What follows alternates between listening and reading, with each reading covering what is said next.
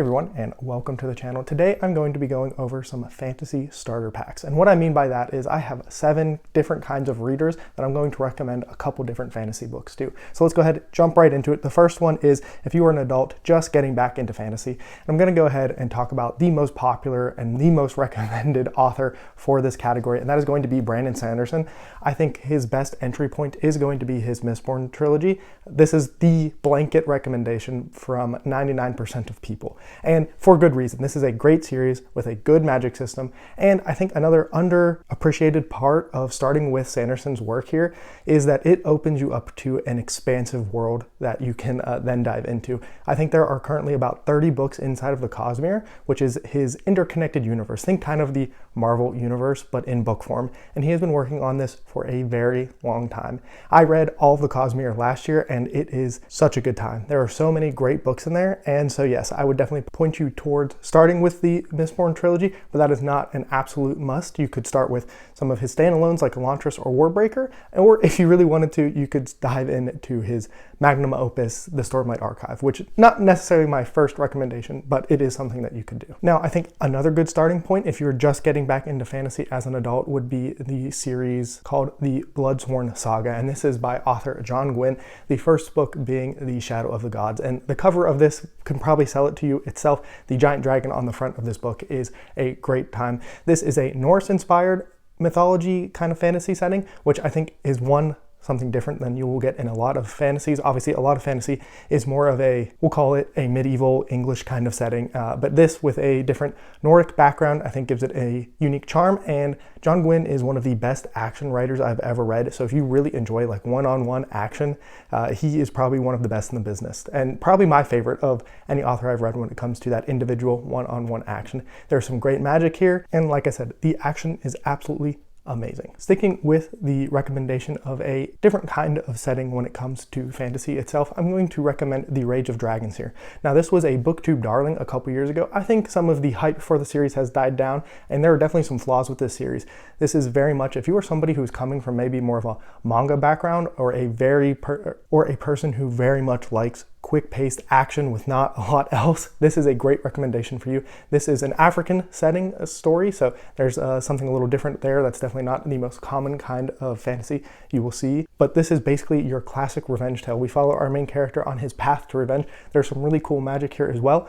One in, I believe it's 50 men have the power to become like superhuman basically, and 1 in every 1,000 women have the ability to call upon dragons. And so that is the basic premise for the first book. And like I said, it is a very fast-paced, action-packed book.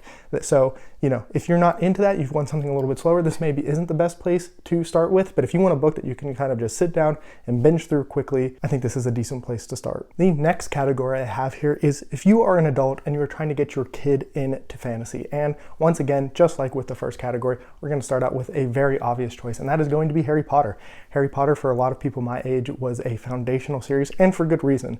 It is a great series that your children can kind of grow up with if you space it out enough. You know, they can start as a younger kid and kind of work into their later teens if you really want to spread it out that much. I binged the series, so I didn't get that exact experience, but I was definitely the perfect age for the series. Obviously, this once again opens you up to a whole world. There's movies, a whole spin-off series with the Fantastic Beasts. Now, the quality of those can be debated, but those are some of the things there. And it is just kind of one of those cultural touchstones that, I mean, if you're going to introduce your kid into something, you might as well give it something that they're going to be able to, you know, relate with a lot of people on. And another positive with Harry Potter is you'll probably enjoy it too. I haven't reread the series since I was a kid, but my girlfriend did last year, and she still had a great time with it. So it still seems to hold up even as you get later into adulthood. Next up is a series that I don't think holds up as well for adults as it does for kids, but that is the Fablehaven series by Brandon Mull. This was a series that was once again very foundation in my childhood. Personally, I actually just had a friend read this to his daughters, and I think they had a pretty good time with it. I think he thought it was just okay. It was fine. It wasn't anything mind-blowing or anything, but I don't think he had the worst time possible. I think it was a good enough time, and it did seem that his kids enjoyed it for the most part. One thing I like to point out about this series is that there is both a male and female main character in here. So whether you have a boy or a girl, you can definitely have a character that they might relate to a little bit more. I know for some kids, they definitely like to see themselves inside the books, you know, experience it as one of the characters, and that can be hard for some kids if they don't, you know, relate to one of the genders that, so I think that is another highlight that can help this book. If maybe you have a boy and a girl, they can both enjoy the same series at the same time. Another classic series I'm going to mention here is the Narnia series. Now, there's obviously movies about this. These are definitely something you would want to read to your kid while they're a little bit younger. They definitely have a much more fairy tale-esque feel to them than a more narrative-driven, plot-driven, character-driven kind of story. It's kind of a little all over the place. It is definitely for a younger audience, and I know some people will point out that there are strong Christian allegories and things related back to Christianity. If that's something you don't want to, involve your kids in, that's fine. I do think that for a lot of young children, when they're going to be reading this, all of that's going to go over their head, and some of that is more there for adults.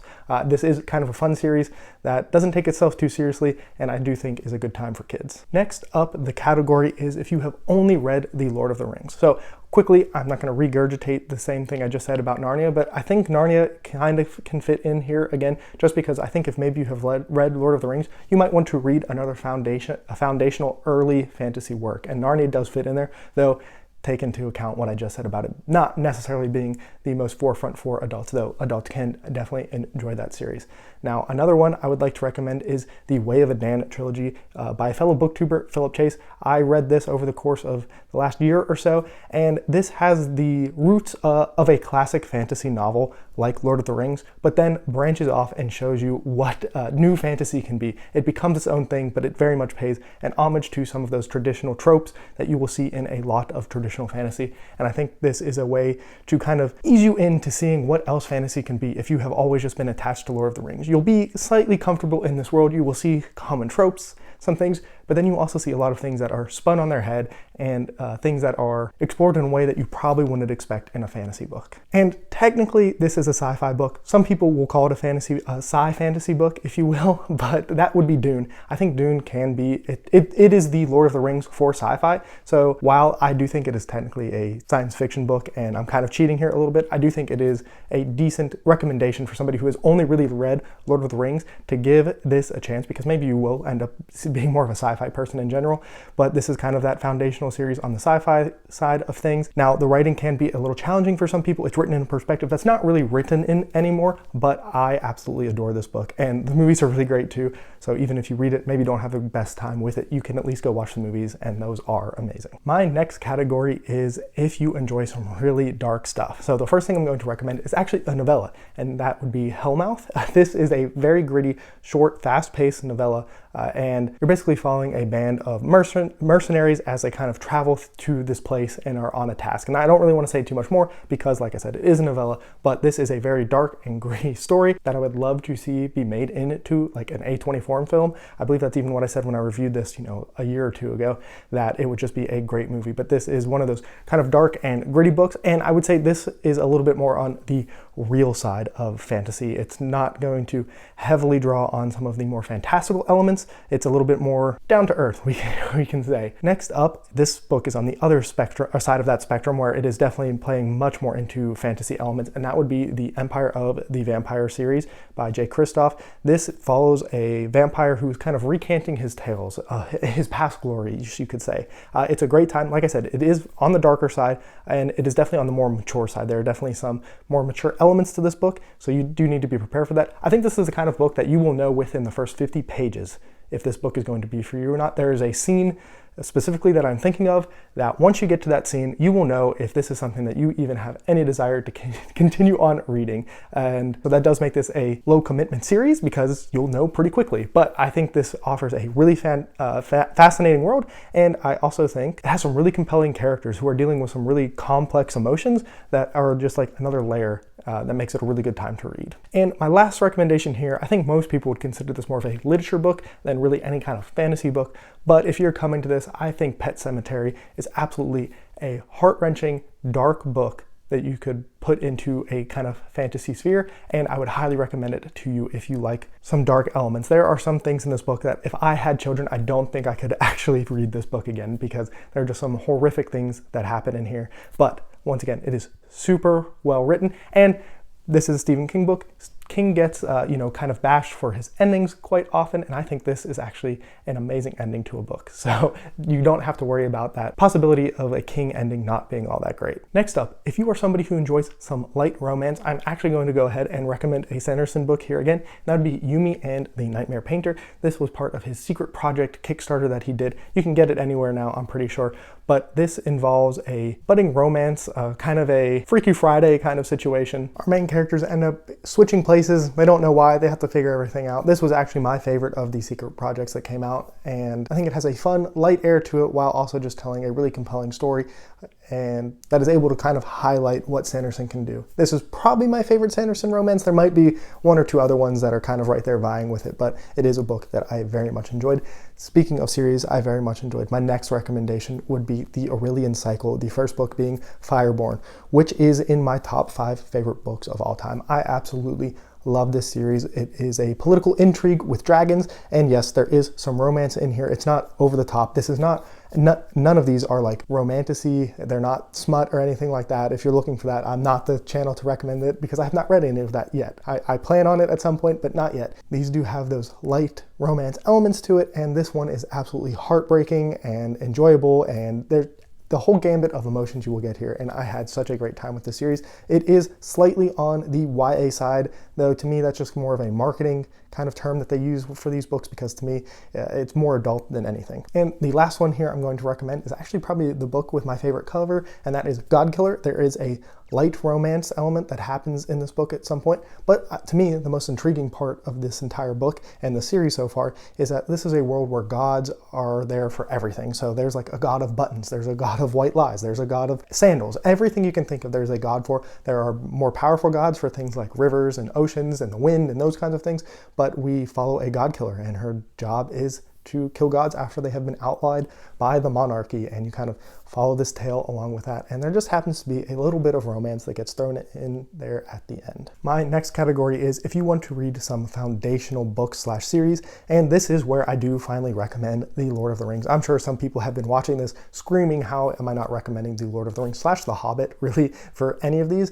And that is because it finally ends up here. It is, whether or not it's my favorite series of all time or anything, it is really the shoulders that every fantasy book is standing on today. It's the giant. Everybody knows the movies. Everybody knows this. I feel like even recommending Lord of the Rings is a little silly because I feel like that is the starting place for so many people when it comes to fantasy. But if you have been holding off like I did for a really long time, I do think it is important that you read it. You will see so many things that books today are pulling from the Lord of the Rings. And I don't mean that in a bad way. I just mean like that's the fact. It is the shoulder that everybody is standing on. If you want to go even further back in time, I'm going to recommend Beowulf. I have read Beowulf 2 or 3 times, and every time I do, I have enjoyed it. Now, there are all kinds of different translations and everything for this, but it is kind of one of those series, or not even, it's not a series, it's a book, I guess a poem technically, that I really do think that if you are a fan of fantasy, it is something that you should at least take a look into and just see where some of the main things, the hero's journey, all of that, where it really started, at least as far as we can tell. I think it's the earliest English work that we have or something like that. So I do find Beowulf to be a very interesting read and one that I would recommend as a foundational piece of fantasy. And then the last thing, I don't have a pure recommendation here, but I would also, going along the same lines of Beowulf, is point you towards some mythological / like Greek myths. That could be stuff like the Odyssey. There's way more out there. There's so much I couldn't list a bunch off to you. There's a whole genre of retellings that this can then lead you to, but I really do think going back and reading some of the actual early myths and legends and those kinds of things can just be a really good foundational point for the series that so many of us love. And for my last category today, let me know. Maybe I'll make another one of these with some more categories. If there are some big gaps you think that I left here, let me know, and maybe I'll make another one of these. But for me, the last one is the series that I'm going to call the big ones. So if you spend a lot of time in the fantasy space, you will see that there are some series that get talked about a lot and are kind of put on pedestals. And to me, these are really important series that people love and are thought very highly of. I haven't even actually read all of these yet myself, but I do think that they all deserve a spot here just because of the community collective, right? And so one of those being A Song of Ice and Fire, which is a Game of Thrones. Most people know that series, at least from the TV show. Yes, it is an uncompleted work, and I promise you it is still worth reading. Those are some of the best books in fantasy They are super well done. There's going to be something for pretty much everybody in there. No, I don't think they are overly grotesque and violence. I do think that is something that, there is definitely violence and things that I do think could turn people off from the series, but I don't think it is something that should stop you, nor do I think the fact that it is not done should stop you from at least giving it a chance. I've already mentioned him a couple times, but I am going to mention the Cosmere as a whole here from Brandon Sanderson. This is still one of those things that is continuing to build. There are so many more books left to be written in the Cosmere that I think that this is still a little bit left unwritten, but in today's modern fantasy setting, it is really hard to put anybody above Brandon Sanderson as being the most popular author. He's constantly breaking Kickstarter records, doing all of these things, and I really think if you look at his work, the Cosmere in general, as one big story that is going to be interconnected and become more and more interconnected as it goes on, I think it is one of the big ones that you should read. Next up, I'm going to mention my personal favorite fantasy series of all time, and that is The Wheel of Time. This is actually a series that Brandon Sanderson himself finished before Robert Jordan, the original author, was able to finish it. He passed away, and Sanderson is the one who finished the last 3 or so books based off Robert Jordan's notes. But like I said, this is my favorite fantasy series of all time. I think it has one of the greatest character developments that I have ever read. Rand is probably my favorite character of any character I've ever read.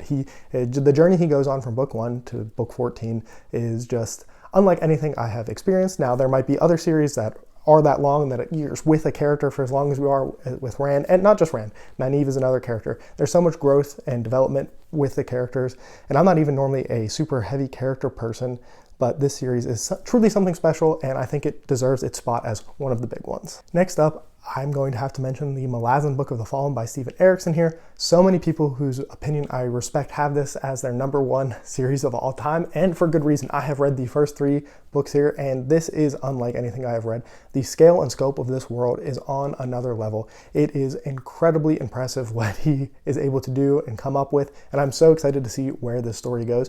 But it is not an easy series to read. There's a lot going on, and it deserves some respect when you're reading it. But it is absolutely something that I would recommend as you get deeper into your fantasy journey. This would not be the series I would probably introduce to you first, but it is one that I would put on kind of your bucket list to get to. As the same thing could be said for the next series, which is The Wars of Light and Shadow by Janny Wurts. It is another complex, huge series with a lot of character development, and it is written in a way that is timeless, but it is not written in a way that you're going to be used to reading at first. It definitely has a flow to it once you get into it, and let me tell you, there are some amazing things that happen in this book, some amazing moments in it. It has some of my favorite moments in all of fantasy in it, and it is another one of those series that don't start here, but as you get your sea legs under you, this is definitely a series that you should look into and probably start checking books off your list. Now, the next 2 are 2 series that I have not read personally yet, but they are kind of talked about in this same kind of sphere that I'm talking about here with the big ones, and that would be The Realm of the Elderlings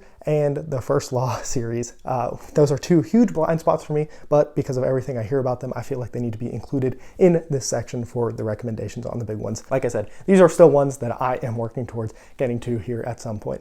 But those are a bunch of categories for different types of readers. I hope you got a good recommendation out of this, and if there's anything I'm missing, definitely let me know down below in the comments, and I'd love to chat with you down there. But that's all for me, and as always, have a good one.